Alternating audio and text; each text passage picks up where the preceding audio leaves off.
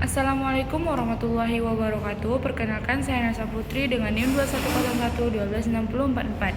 Saya berasal dari jurusan Ilmu Administrasi Publik, Fakultas Ilmu Sosial dan Ilmu Politik, Universitas Riau.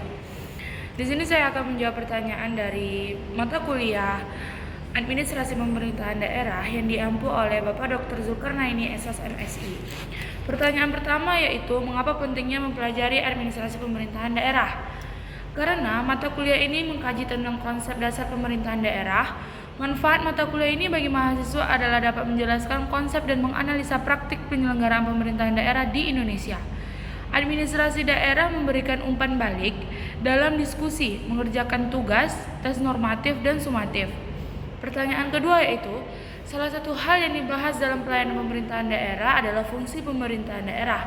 Silahkan kemukakan keterkaitan pelayanan pemerintah daerah dengan fungsi pemerintahan daerah.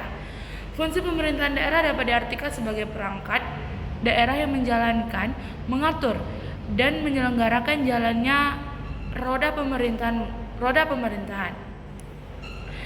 Fungsi pemerintah daerah diatur dalam Undang-Undang Nomor 32 Tahun 2004, yaitu pemerintah daerah mengatur dan mengurus sendiri urusan pemerintahan menurut asas otonomi dan tugas pembantuan. Baik, pertanyaan terakhir yaitu, ketika membahas kebijakan daerah berarti mencakup aspek perencanaan, pelaksanaan, dan evaluasi. Menurut Anda, manakah aspek yang paling penting dalam kebijakan daerah? Menurut saya yaitu aspek perencanaan dan pelaksanaan. Karena secara umum perencanaan pelaksanaan program dan kegiatan pembangunan daerah sangat dipengaruhi oleh dua faktor utama. Yang pertama adalah para pihak yang terlibat dalam proses perencanaan dan pelaksanaan program dan kegiatan. Dan yang kedua adalah bagaimana proses perencanaan dan pelaksanaan program dan kegiatan itu berjalan.